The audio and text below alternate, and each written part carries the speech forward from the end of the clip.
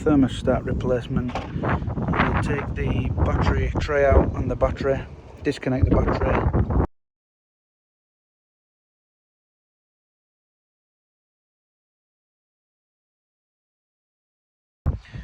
You disconnect that switch here.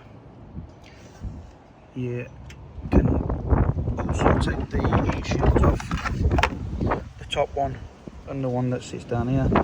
There's various nuts and bolts you need to take off, and you can get to the thermostat like I've replaced it without taking the turbo off.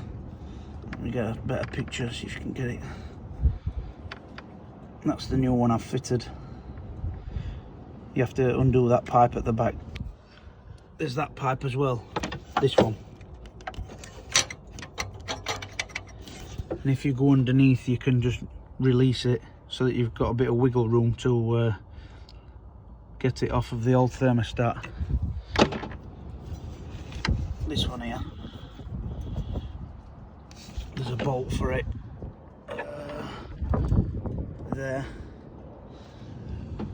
and you undo 1, 2, 3 bolts on the thermostat, this bolt on the black pipe as well, and then where it joins here you can get to it underneath.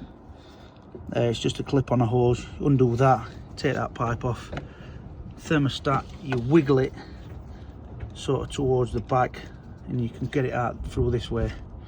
It's a bit fiddly, but it saves you taking that monstrous thing off, and then you just reverse everything back. Happy days.